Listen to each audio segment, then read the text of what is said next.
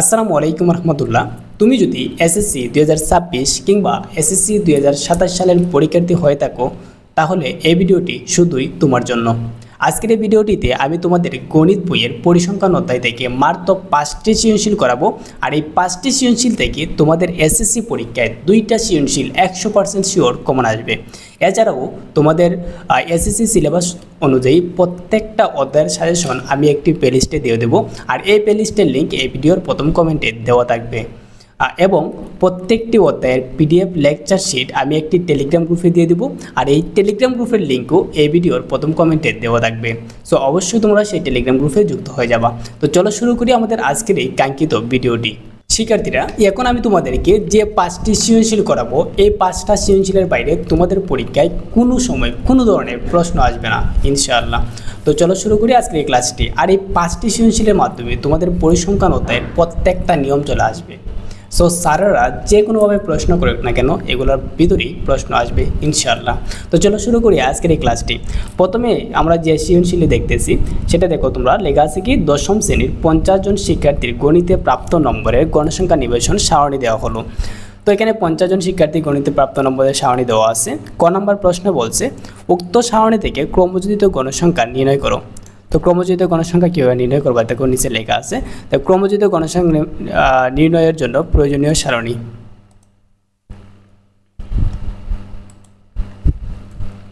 ঠিক আছে, প্রয়োজনীয় সারণী নিম্নরূপ। তো প্রথমে শ্রেণীব্যাপ্তি লিখবা, তারপর গণসংখ্যা লিখবা। তারপর এই যে গণসংখ্যার যে প্রথম যে মানটা থাকবে না, প্রথম মান কি আছে 6, এটা সরাসরি এখানে এনে লিখবা। তারপর এই 6 আর 8 যোগ করবা, যোগ করে কত হবে 14, এই 14 এখানে লিখবা। আবার এই যে 14 আছে, এই 14 আর এই 10 যোগ করবা, যোগ করলে হবে কত 24, এই 24 এখানে লিখবা। তারপর এই 24 আর 12 যোগ করলে হবে কত, হবে হতে 34, তারপর এই 34 এখানে লিখবা। আবার এই 36 আর এই 5 যোগ করলে হবে কত 41, 41 এখানে লিখবা। আবার এই 41 আর এই 7 যোগ করলে হবে 48, এই 48 এখানে লিখবা। সো এইভাবে সবগুলো যোগ করার পরে দেখবা আবার এই 48 আর 2 যোগ করলে হবে কি 50। তাহলে আমাদের ক্রমযোজিত গণসংখ্যা নিবেশন সারণী তৈরি করা কমপ্লিট। তো পেয়ে গেলাম 2 বার। এখন আমরা দেখব খ নং প্রশ্নের উত্তর। বলছে উক্ত সারণী থেকে সংক্ষিপ্ত পদ্ধতিতে গড় নির্ণয় করো। তো সংক্ষিপ্ত পদ্ধতিতে গড় নির্ণয়ের ক্ষেত্রে উপরে যে চারটা আছে এটা তোমরা মুখস্থ রাখবা। বলতে কী কী লাগে হচ্ছে শ্রেণীব্যাপ্তি, শ্রেণী মধ্যবিন্দু, গণসংখ্যা, দাব বিচ্যুতি, গণসংখ্যা ইন্টু দাব বিচ্যুতি। এটা তোমাদের মুখস্থ রাখতে হবে যে সংক্ষিপ্ত পদ্ধতিতে গড় নির্ণয়ের ক্ষেত্রে এগুলো লাগে। ওকে, এখন আমরা শ্রেণীব্যাপ্তি দেখব। তো শ্রেণীব্যাপ্তি লিখলাম, তারপর মধ্যবিন্দু লিখব। শ্রেণীব্যাপ্তি এবং গণসংখ্যা দেওয়া থাকে যেহেতু প্রশ্নের মধ্যে, আমরা সেগুলো লিখে নিব প্রথমেই। তো আমাদের বাহির করতে হবে মধ্যবিন্দু, দাব বিচ্যুতি এবং গণসংখ্যা ইন্টু দাব বিচ্যুতি। ঠিক আছে, তো মধ্যবিন্দু এখন আমরা লিখব। কীভাবে লিখব, এই যে 31 আর 40 আছে এই দুটো যোগ দিবা, যোগ দেওয়ার পরে 2 দ্বারা ভাগ দিবা, ভাগ দিলে যে মানটা আসবে সেটা হচ্ছে 31। তারপর আবার 41 আর 50 যোগ দিবা, যোগ দিলে পরে যে মানটা আসবে ওই মানটাকে 2 দিয়ে ভাগ দিবা, ভাগ দিলে পরে আসবে কত 45.5। এভাবে তোমরা প্রত্যেকটা মান বাইর করবা। সো আমি আশা করি তোমরা বুঝতে পারছো। এখন এভাবে তোমরা এগুলো বাইর করে নেবা। হ্যাঁ, তারপর গণসংখ্যা তো দেওয়াই থাকবে, সেই গণসংখ্যাটা লিখবা।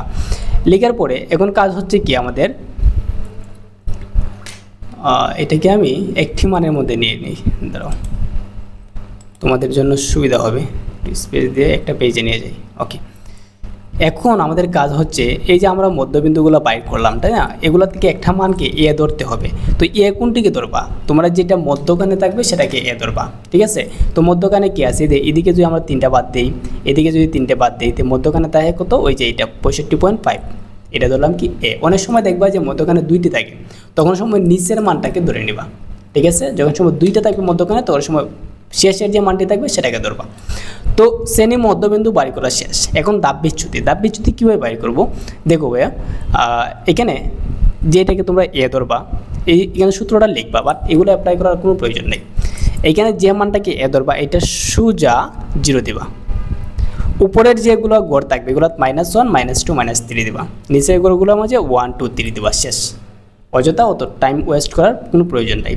কী করবা আবার বলি, এখানে যে এ যেটাকে ধরবা এটা সোজা গড়টার মধ্যে 0 ধরবা, উপরেরগুলোর মধ্যে -1, -2, -3 আর নিচেরগুলোর মধ্যে 1, 2, 3, দ্যাটস এনাফ। এখন আমরা গণসংখ্যা ইন্টু দাব বিচ্যুতি বাইর করব।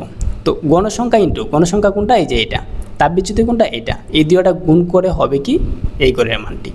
তো 6 আর 3 গুণ হলে 6 3 কত 18, 3 6 18। এইখানে যেহেতু মাইনাস আছে আগে মাইনাস দেবো। 8 দ্বিগুণে 16 16, আগে যেহেতু মাইনাস আছে মাইনাস দেবো। 10 একে 10, আগে যেহেতু মাইনাস আছে মাইনাস দেবো। 12 0 0, 5 একে 5, 7 দ্বিগুণে 14, 2 3 6। এবার মান লিখলাম। এখন এই যে মানগুলো আছে এগুলো তোমরা কীভাবে বের করবা? তোমাদের হাতে ক্যালকুলেটর আছে না, ক্যালকুলেটরের মধ্যে উঠাইবা যে -18 -16 -10, তারপরে এগুলো কিন্তু প্লাসের মান তুলবা, +5 +14 +6 তোলার পরে যে মানটা আসবে সেটা আসবে দেখবা -19। তার মানে তোমাদের আনসার হবে কি? তোমাদের আনসার হবে -19। সো আশা করি তোমরা বুঝতে পারছো। এখন আমাদের এখানে এ হচ্ছে এটা সামেশন অফ FI UI, এই যে এখানে যে মানটা আসছে না যোগ করে গণসংখ্যা ইন্টু দা বিচ্যুতি থেকে যোগ করে যে মানটা আসছে না সেটা হচ্ছে সামেশন অফ FI UI এর মান, ঠিক আছে? তো এইটা আমরা এখানে লিখলাম। এন এর মান হচ্ছে 50 আর এইচ হচ্ছে কি শ্রেণী ব্যবধান। শ্রেণী ব্যবধান কত 10। কোন শ্রেণী ব্যবধান? ওই যে 31 থেকে 40 পর্যন্ত যে ব্যবধানটা আছে সেটা হচ্ছে 10। 41 থেকে 50 পর্যন্ত ব্যবধান আছে কত 10। 51 থেকে 50 আছে ব্যবধান 10। তো সবগুলো আমাদের 10 ব্যবধান, তার মানে এইচ হচ্ছে শ্রেণী ব্যবধান 10। এখন লিখবা সংক্ষিপ্ত পদীয় গড়ের সূত্র A plus summation of FI UI divided n into H. তারপর এর মানটা বসাইবা, FI UI এর মান বসাইবা, n এর মান বসাবা, এইচ এর মান বসাই দিবা, ঠিক আছে? এখন তোমাদের কাজ কি? এই যে 50 যদি আমরা 10 দ্বারা ভাগ করি তো কী হবে? 5 10 50, এই যে 5 আসবে, তো নিচে 5 উপরে হলো কি 19। এখন ওই 19কে 5 দিয়ে ভাগ করবা। ক্যালকুলেটরে প্রথম তুলবা 19, তারপরে তুলবা 5। তো 19কে 5 দ্বারা ভাগ করলে আনসার আসবে দেখবা 3.8, ঠিক আছে? আনসার আসবে কত? 3.8 আসবে। তো 65.5 থেকে 3.8 বাদ দিলে 61.7। সো অলরেডি একটা অঙ্ক শেষ, বিগ একটা অঙ্ক, এটা অনেক বেশি পরীক্ষার মধ্যে আসে। এখন আমরা দেখি এর পরের প্রশ্নে কি বলছিল। এর পরের প্রশ্নে বলছে উক্ত সারণী থেকে মধ্যক নির্ণয় করো। তো এই সারণী থেকে আমরা মধ্যক নির্ণয় করব। তো মধ্যক নির্ণয় করতে গেলে একবারে মুখস্থ করে রাখবা কথাটি, মাস্ট বি ক্রমযোজিত গণসংখ্যা নিবেশন সারণী অঙ্কন করা লাগবে। তো যেহেতু আমি মধ্যক নির্ণয় করবো আমাকে অবশ্যই ক্রমযোজিত গণসংখ্যা নিবেশন সারণী অঙ্কন করতে হবে। যেহেতু আমি ক নাম্বারের মধ্যে অঙ্কন করছি, এখন আর এটা এখানে অঙ্কন না করলে হবে। তোমার যদি লেখো ক হতে প্রাপ্ত তাহলে হবে, আর যদি চাও যে অঙ্কন করতে তাহলে পারবা অঙ্কন করতে। তো আমরা লিখলাম ক হতে পাই। তো প্রথমে কি করবা? যে মধ্যকের সূত্রটি লিখবা, ঠিক আছে? এখানে যেহেতু এইভাবে লিখছি তাও তোমরা প্রথমে মধ্যকের সূত্রটি লিখবা। এই যে সূত্র কি? এই যে দেখো L + n/2 - FC × H/FM। এখন আমি এটা ব্যবহার বসাইব, হ্যাঁ? তো এখানে প্রত্যেকটা মান আমাদেরকে বাহির করতে হবে। তো এখন দেখো এন এর মান আসছে কি 50। কোন 50?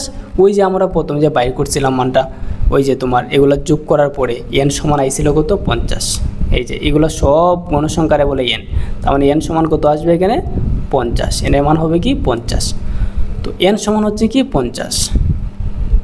এটা আমি কপি করে নিয়ে যাই, দাঁড়াও বুঝাই চারবো আজকে ইনশাআল্লাহ। Ctrl+C,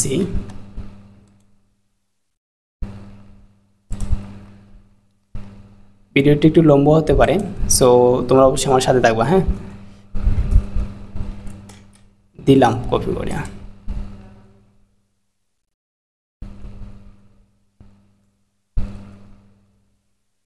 ঠিক আছে, এখন দেখো এই যে আমরা এন এর মান বাইর করছি কত 50। এন সমান 50, এখানে দিয়েছিলাম যে এন সমান 50, এগুলো সব যোগ করার পরে হয়েছিল, হ্যাঁ? তো এখন কি করবা? দেখবা ওই 50টা 2 দ্বারা ভাগ করবা, ভাগ করলে পরে আসবে কত 25। তো 25 কোন জায়গার মধ্যে আছে এখানে দেখবা। তো 25তম পদের অবস্থান কোন জায়গায় আছে? আছে কত 34, ওই যে 24-এর পরে 34 এই অবস্থানে আছে। তো 61 থেকে 70 হচ্ছে 65-র অবস্থান, ঠিক আছে? তো এখন লিখবা মধ্য করো 25তম পদের মান, 25তম পদের অবস্থান 61 থেকে 70 শ্রেণীতে, এই যে 61 থেকে 70 শ্রেণীতে। তো মধ্যক হলো কত 61 থেকে 70। তো এখন কি করবা? তোমরা এখানে মান লিখবা যে এল সমান কি মধ্যক শ্রেণীর নিম্ন সীমা, মুখস্থ রাখবা। তো মধ্যক শ্রেণীর নিম্ন মানে আগেরটা, আগে কত আছে 61, তো 61। এফসি মধ্যক শ্রেণীর পূর্ববর্তী শ্রেণীর যোজিত গণসংখ্যা। তো মধ্যক শ্রেণী কোনটি? 61 থেকে 70, এই যে এটা পূর্বের শ্রেণী বলতে আগের শ্রেণী কোনটা? এটা যোজিত গণসংখ্যা কত? যোজিত গণসংখ্যা হচ্ছে কত 24, তার মানে এখানে লিখবো কত আমরা 24। তো এফসি হচ্ছে কি আর 24, আর এফএম হচ্ছে মধ্যক শ্রেণীর গণসংখ্যা। তো মধ্যক শ্রেণীর গণসংখ্যা কত? ওই যে মধ্যক শ্রেণী এটা গণসংখ্যা হচ্ছে কত 10। তো এফএম হচ্ছে না, মধ্যক শ্রেণী গণসংখ্যা, মধ্যক শ্রেণী হচ্ছে 61 থেকে 70, তাই গণসংখ্যা হচ্ছে 12। তো এখানে গণসংখ্যা লিখবো কত 12, আর এস হচ্ছে কি শ্রেণী ব্যবধান 10। তো শ্রেণী ব্যবধান 10 লিখলাম। একদম ইজিভাবে বুঝাইতেছি, ভিডিওটি লং হতে পারে, আর তুমি যদি এগুলো পারো তাহলে একটু স্কিপ করে যাও, স্কিপ করে সামনে চলে যাও, ঠিক আছে? প্রশ্নগুলো দেখো, ওকে? আর যদি মনে করে যে না ভাইয়া আমি আপনার সাথে থাকবো, আপনি বুঝান, আমি বুঝতেছি, তো আমার সাথে থাকো, ইনশাল্লাহ তুমি ভালো কিছু পাইবা। তো এখন এল এর মান লিখবা n/2, 25 বাই করছিলাম লিখলাম। এফসি এর মান লিখবা, এখানে প্রত্যেকটা মান বসাই দেবা। দেওয়ার পরে যেটা করবা, ব্র্যাকেটের কাজটা কিন্তু আগে করা লাগে। তো 25 থেকে 12 গেলে তাকে কত, এটা লিখবা। 25 থেকে 24 গেলে তাকে কত 1।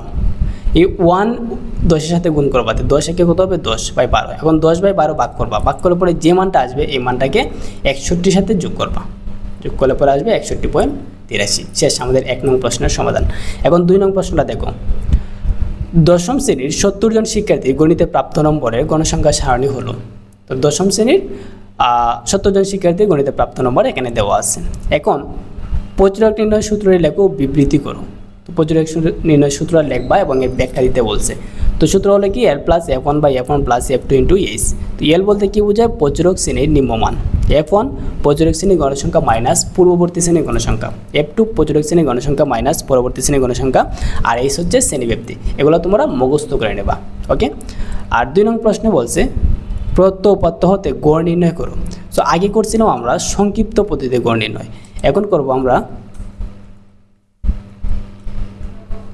ওকে, আগে সংক্ষিপ্ত পদ্ধতিতে গড় নির্ণয় করছিলাম, তাই না? তো এখন গড় কী নির্ণয় করবো, এখন গাণিতিক পদ্ধতিতে গড় নির্ণয় করবা। যেহেতু সংক্ষিপ্ত বলে নাই, তো এখন তোমাকে গাণিতিক পদ্ধতিতে গড় নির্ণয় করতে হবে। তো এটা কীভাবে করবা দেখো,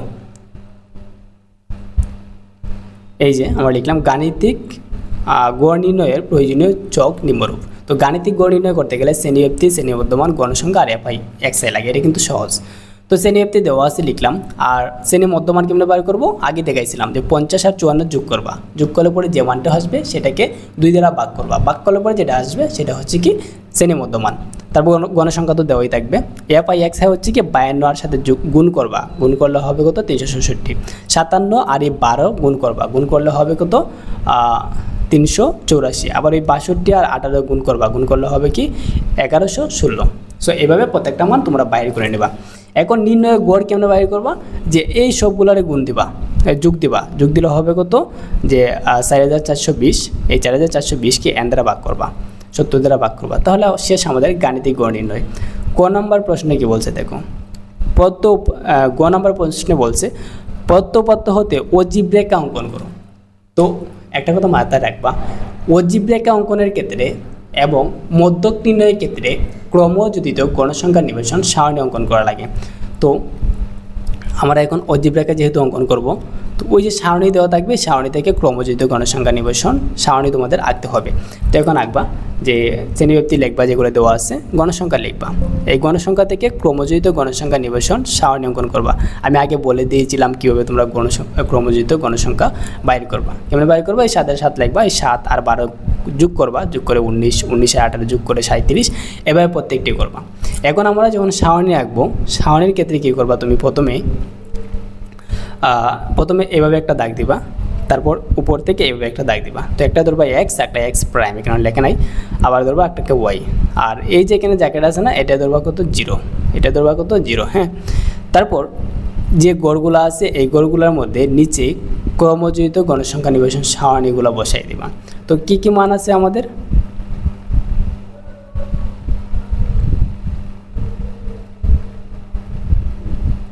এই যে এদিকে ক্রমযোজিত গণসংখ্যা নিবেশন সারণী যেহেতু উঠবে, আর গণসংখ্যা এদিকে লিখবা 10, 20, 30, 40, 50, 60, 70। তো হাইয়েস্ট যে মানটা আছে এই মানটা পর্যন্ত যাইব। আর নিচে লিখবা কি শ্রেণী ব্যবধানের উচ্চসীমা। সো শ্রেণী ব্যবধান কী কী আছে, শ্রেণী ব্যবধান আছে কত এখানে, আর 7, এর উচ্চসীমাগুলো শুধু 54, 59, 64, 69, 79। তো এইগুলো এখানে লিখে দিলাম, দ্যাটস এনাফ। সো তারপরে এই যে গড়টা উঠবে না, এই গড়টি উঠবে কিন্তু ক্রমযোজিত গণসংখ্যা নিবেশন সারণী দিয়ে। তো প্রথম কয় গড় আছে, 7 গড়। তো 7 গড় যদি আমরা তুলি, এখানে 70 গড়, অনেক গড় হয়ে যাবে, অনেক বড় একটা গ্রাফ দরকার। সো তোমরা 1 গড়ে 2 ধরবা, তার মানে 7-এর অর্ধেক কত 3.5, তো এখানে 3.5 পর্যন্ত যাবে। তারপরে আছে কত তারপর আছে 19, তো 19-এর অর্ধেক কত, 19-এর অর্ধেক হবে কত যে 9.5, তো 9.5 পর্যন্ত যাইবে, ওই যেখানে 5 তারপর আর 4 করে ওইটা আর অর্ধেক গেছে 9.5। সো আশা করি আপনারা বুঝতে পারছেন। এবার প্রত্যেকটি মান সুন্দর করে বসাই দিয়া দাগটা দিয়ে দিবা, তাহলে হয়ে যাবে কি অজীব রেখা। তো 2 নং প্রশ্ন গেল। আর এই যে এখানে একটা চার্ট আছে না, কথা আছে, এটা কিন্তু মুখস্থ করে নেবা, নিয়ে এটা তোমরা সবসময় একইভাবে লিখে দেবা। প্রত্যেকটা গ্রাফসের মধ্যে একটা লেখলেই হবে, শুধু গ্রাফের নামটি উল্লেখ করে দেবা। 3 নং প্রশ্নটি দেখো, প্রশ্নটি এক জায়গায় নিয়ে নিই, এগুলো টাইপ করতে যে কত কষ্ট হয়েছে আমি বুঝছি শুধু। সো এত কষ্ট করে টাইপ করছি, এত কষ্ট করে তোমাদেরকে পড়াইতেছি, কম্পিউটারের মাধ্যমে দেখাইতেছি যাতে স্পষ্ট বুঝতে পারো। সো অবশ্যই ভিডিওটি শেয়ার করে দিবা, লাইক করে দিবা, এবং সাবস্ক্রাইব করা না থাকলে অবশ্যই সাবস্ক্রাইব করে দিবা। তোমাদের এসএসসি পরীক্ষার মধ্যে গণিতে A+ তোলার জন্য আমি সর্বোচ্চ চেষ্টা করব ইনশাআল্লাহ। আমাদের প্রত্যেকটা অধ্যায় সাজেশন যদি তুমি দেখো, ইনশাআল্লাহ তোমার পরীক্ষায় শতভাগ কমন আসবে। 6 ইয়ার ধরে আমার টিচিং যে এক্সপিরিয়েন্সটা আমি কাজে লাগে, এই যে তোমাদের জন্য শিটটা তৈরি করছি, সাজেশনটা তৈরি করছি, 100% শিওর তোমাদের পরীক্ষায় এইগুলোর থেকে প্রশ্ন আসবে। সো প্রত্যেকটা অধ্যায়ের সাজেশন আমি ধারাবাহিকভাবে দিতেছি, আর এই সাজেশনগুলো একটা প্লেলিস্টে দেওয়া আছে, আর প্লেলিস্ট লিঙ্ক প্রথম কমেন্টে দেওয়া আছে, এবং প্রত্যেকটা সাজেশনের যে PDF লেকচার শিট আছে টোটালি ফ্রিতে আমি তোমাদেরকে দিয়ে দিব। আর এই সাজেশনটা দেওয়া আছে আমাদের টেলিগ্রাম প্রাইভেট গ্রুপে, টেলিগ্রাম গ্রুপে, সেটা টোটালি পাবলিক, সেটার লিঙ্কও প্রথম কমেন্টে দেওয়া আছে। সো অবশ্যই যুক্ত হয়ে যাবে। 3 নং প্রশ্নটা দেখো, কোন স্কুলের 9ম শ্রেণীর 80 জন শিক্ষার্থীর গণিতে প্রাপ্ত নম্বরে গণসংখ্যা সারণী দেওয়া হলো। তো এখানে 80 জন দেওয়া আছে। শ্রেণীগুলো মধ্যবিন্দু ক্রমজিত গণসংখ্যা নির্ণয় করো। তো ক্রমজিত গণসংখ্যা আমরা অনেক দিকে আসছি, তো দিলাম। আর মধ্যবিন্দু আগেই দেখছিলাম কীভাবে করে, এই যে প্রাপ্ত নম্বরগুলো 1 আর 10 যোগ করবা, যোগ করলে যত হবে অতটা 2 দ্বারা ভাগ দিবা, শেষ। 11 আর 20 যোগ দিবা, যোগ দিয়ে যত হবে অতটা এটা দ্বারা ভাগ দিবা, শেষ। 2 দ্বারা ভাগ দিলে শেষ। তো ক্রমজিত গণসংখ্যা নির্ণয় কেমন বাইর করে, এই যে 2 এর 2 লিখবা, আর এই 2 আর এই যে পরের 5 যোগ করে 7, এই 7 আর পরে 16 যোগ করে 23, এভাবে এগুলো বাইর করে নেবা, শেষ। ক নাম্বার খ, মধ্যক নির্ণয় করো। তো মধ্যক কীভাবে নির্ণয় করব, প্রথমে আমরা মধ্যক নির্ণয়ের জন্য ক্রমযোজিত গণসংখ্যা নির্বাচন সারণী আঁকবো। তো বলবো ভাইয়া আপনার তো এখানে আঁকেন নাই, লাগবে না ভাইয়া, কারণ আমি তো ক নাম্বারের মধ্যে আঁকছি, এখন আর আঁকার প্রয়োজন নাই। তো ক নাম্বারে আঁকছিলাম, দেখো এই যে ক্রমযোজিত গণসংখ্যা নির্বাচন সারণী। তো লিখবো, আমরা জানি মধ্যক সূত্রটা। তারপরে ক হতে প্রাপ্ত n/2 সমান, n/2 বলতে কি, n এর মান কত 80, তার মানে ওই যে গণসংখ্যাগুলোর যোগফল হচ্ছে 80। তো ক্রমযোজিত গণসংখ্যার সবচেয়ে শেষে যে মানটা থাকবে সেটা হচ্ছে যোগফল, যোগফল কত 80। তো 80-রে 2 দ্বারা ভাগ করলে হবে কত 40, তার মানে 40তম পদের মান মধ্যক। 40তম পদের অবস্থান কোন জায়গায় আছে দেখো তো, ওই যে 35-এর পরে 48-এর উপরে আছে, ঠিক আছে। তো এখানে হচ্ছে 35তম পদের মানের অবস্থান। তো কোন শ্রেণীতে, 41 থেকে 50 শ্রেণীতে। তো আমরা লিখবো 41 থেকে 50 শ্রেণীতে। সুতরাং 41 থেকে 50 শ্রেণী, 50 মধ্যক শ্রেণী। তো এখন আমরা এল সমান কি, মধ্যক শ্রেণীর নিম্নমান কত 41 লিখলাম। এফসি মধ্যক শ্রেণীর পূর্ববর্তী শ্রেণীর ক্রমযোজিত গণসংখ্যা কত আছে 35, লিখলাম 35। এফএম মধ্যক শ্রেণীর গণসংখ্যা 13। এই বুঝছো তো, এগুলো বুঝছো তো, আমি তো রিডিং পড়ে দিতেছি। এফসি মধ্যক শ্রেণীর পূর্ববর্তী শ্রেণীর যোজিত গণসংখ্যা। তো মধ্যক শ্রেণী কোনটা বের করছিলাম, এটা না, 41 থেকে 50। এর পূর্ব বলতে কি, আগে কত আছে 35, তার মানে এফসি মান হচ্ছে কি 35, এটা হচ্ছে কি এফসি। আমি এখানে লিখে দিয়ে দাও, তোমাদের সুবিধা হবে। এটা হচ্ছে এফসি। আর এই যে মধ্যক শ্রেণীর গণসংখ্যা, এটা হচ্ছে কি এফএম, মধ্যক শ্রেণীর গণসংখ্যা এফএম, ঠিক আছে। এই যে এফএম লিখলাম। এখন এই সূত্রের মধ্যে মান বসাই দিবা এল এর। শিক্ষার্থীরা এখন তোমরা যেটা করবা, এখানে যে মধ্যক আছে, মধ্যকের যে মানগুলো আমরা বাইর করছি, এই মানগুলো সূত্রের মধ্যে বসাই দেবা। তো প্রথমে ছিল এল এর মান হচ্ছে 41, n/2 n এর মান 80/2, এফসি হচ্ছে 35 ইন্টু এইচ হচ্ছে 10, আর এফএম হচ্ছে 13, আমরা বসাই দিলাম। এখন 80-কে 2 দ্বারা ভাগ করলে মান আসবে কত, মান আসবে 40। এই 40 থেকে 35 গেলে থাকবে কত 5। এই 5-কে 10-এর সাথে গুণ হবে, তো 5 10-এ হবে কত 50। এই 50-কে 13 দ্বারা যদি ভাগ করো তাহলে আনসার আসবে 3.85। বুঝতে পারছো? সো এটাই গেল আমাদের 3-এর খ নাম্বার। এখন 3-এর গ নাম্বারটা দেখব। তো প্রশ্নে কি বলছে আগে দেখে আসি। প্রশ্নে বলছে প্রচুরক নির্ণয় করো। তো আমরা সারণী থেকে প্রচুরক নির্ণয় করবো। তো প্রচুরক কারে হয়, শ্রেণীটা হবে কি, এখানে সর্বোচ্চ যে গণসংখ্যাটা আছে সেটা হচ্ছে প্রচুরক শ্রেণী। তো সর্বোচ্চ আছে কত, দেখো তো সর্বোচ্চ গণসংখ্যা আছে এখানে 20, তার মানে এখানে প্রচুরক শ্রেণী হলো 20। ঠিক আছে, 20 কোন শ্রেণীতে অবস্থিত, 51 থেকে 60 শ্রেণীতে অবস্থিত। তো 51 থেকে 60 শ্রেণীতে প্রচুরক আছে। এখন আমরা অঙ্কে যাই, দেখো এই যে আমরা প্রথমে প্রচুরকের সূত্র লিখলাম। তো সর্বোচ্চ গণসংখ্যা 20, 20 কোন করে ছিল, 51 থেকে 60 করে 60 শ্রেণীতে ছিল। তো সবচেয়ে বেশি সংখ্যা অবস্থিত, সুতরাং 51 থেকে 60 হলো প্রচুরক শ্রেণী। তো এল হচ্ছে কি প্রচুরক শ্রেণীর নিম্নমান, এল হচ্ছে প্রচুরক শ্রেণীর নিম্নমান 51, এই যে প্রচুরক শ্রেণীর নিম্নমান হচ্ছে 51। আর F1 হচ্ছে প্রচুরক শ্রেণী থেকে পূর্ববর্তী শ্রেণীর গণসংখ্যা পার্থক্য, মানে প্রচুরক শ্রেণী কত ছিল 20 গণসংখ্যা, এর আগের শ্রেণীর গণসংখ্যা হচ্ছে কি 13। তোমার আমি একটু দেখাই, দেখো এই যে প্রচুরক শ্রেণী হচ্ছে কি 20, এর আগের শ্রেণী কত 13। তো 20 থেকে 13 বাদ দিলে 7। আবার এটা হচ্ছে কি F1, আর F2 হচ্ছে প্রচুরক শ্রেণীর গণসংখ্যা মাইনাস এর পরবর্তী শ্রেণীর গণসংখ্যা। তো এখানে কত 20 থেকে 5 গেলে 15।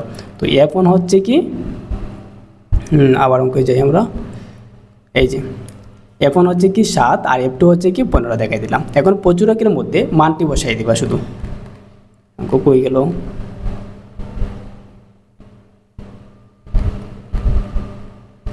Sorry for that.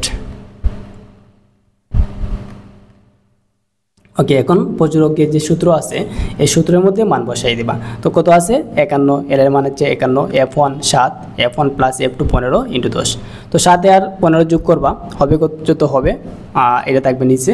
তারপর আমরা যদি একটু এখানে তোমাদেরকে দেখাই দিই, তো 7 আর 15 যোগ করলে কত হবে 22। তো লিখবো কত 22, আর এই 7 আর 10 যোগ করবা, গুণ করলে 7 10 কত হবে 70।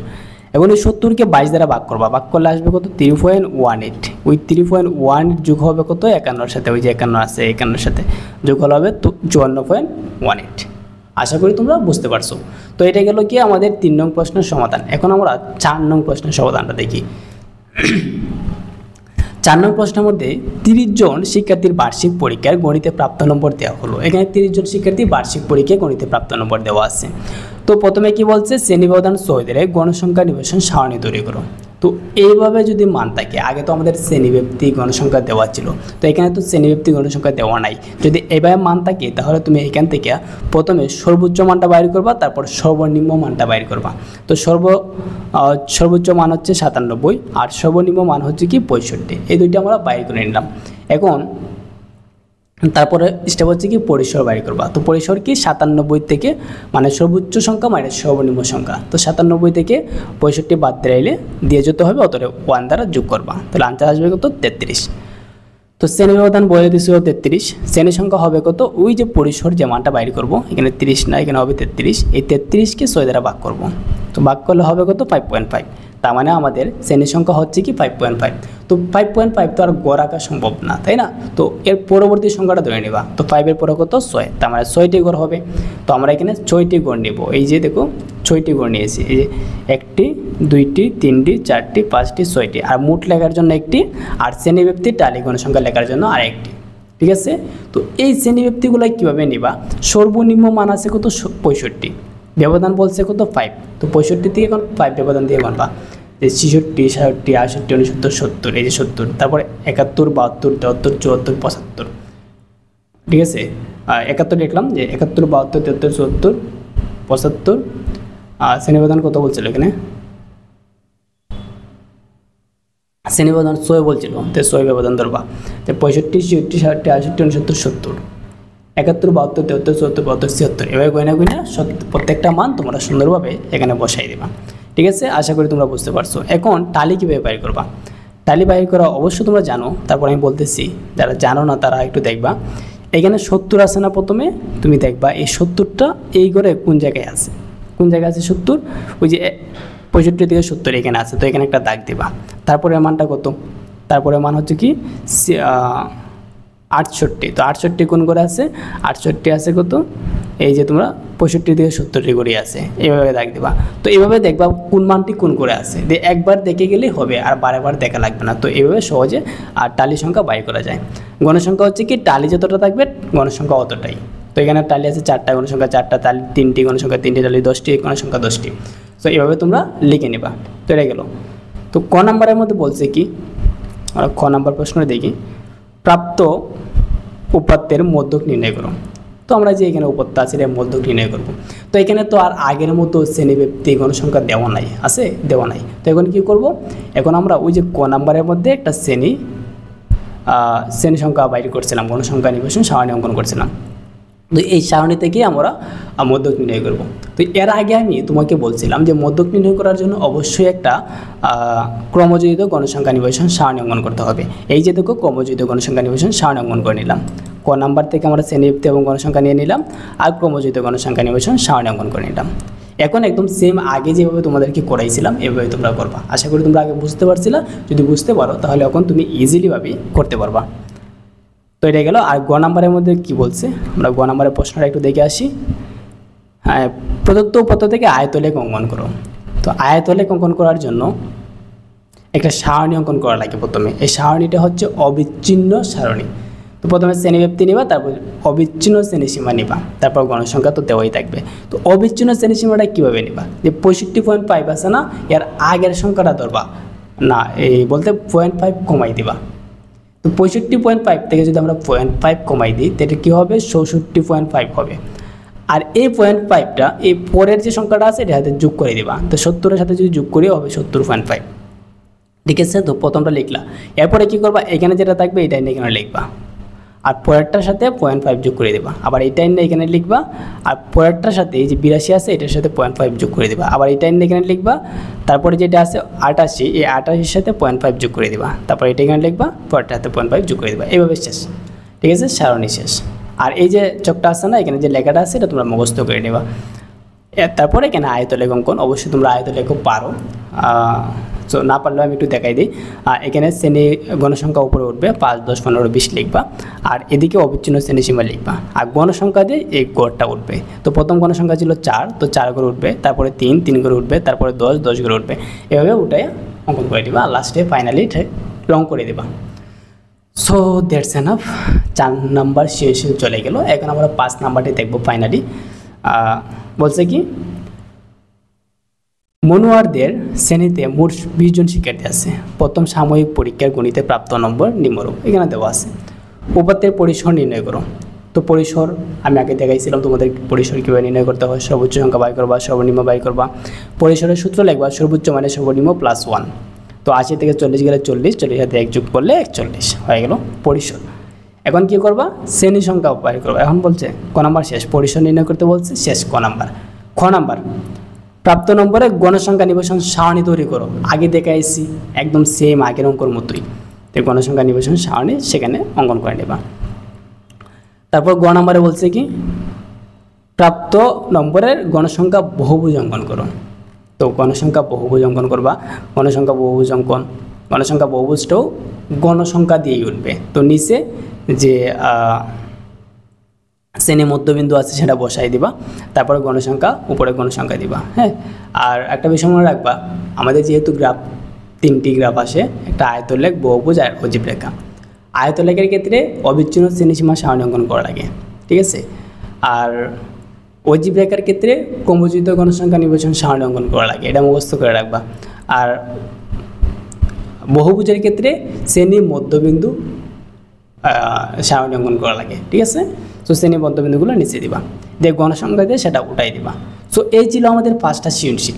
এই 5টি সৃজনশীলের যে পিডিএফ লিঙ্ক আছে, পিডিএফ আছে, এই পিডিএফ লেকচার শিট আমি টেলিগ্রাম চ্যানেলে দিয়ে দেবো। এই টেলিগ্রাম চ্যানেলটি খোলা হয়েছে শুধুমাত্র তোমরা যারা এসএসসি 2026-27 পরীক্ষার্থী আছো তোমাদের জন্য। সো অবশ্যই সেখানে যুক্ত হয়ে যাবা, আর সেখান থেকে যে পিডিএফ লেকচার শিটটা আছে সেটা তোমরা নিজেরা প্র্যাকটিস করবা। প্রত্যেকটা অধ্যায়ের আমি এইভাবে সাজেশন দেবো। সো প্রত্যেকটা অধ্যায়ের সাজেশন অবশ্যই তোমরা দেখবা। একটা প্লেলিস্টে থাকবে, অবশ্যই চ্যানেলটি সাবস্ক্রাইব করে দেবা, তাহলে সাজেশন দেওয়ার সাথে সাথে নোটিফিকেশন তোমার ফোনে চলে যাবে। প্রিয় শিক্ষার্থী, বিদায় নিচ্ছি আজকে। দেখা হচ্ছে পরবর্তী ক্লাসে। এর এক পর্যন্ত পড়ালেখার মধ্যেই থাকবা, সুস্থ থাকবা, ভালো থাকবা। আসসালামু আলাইকুম।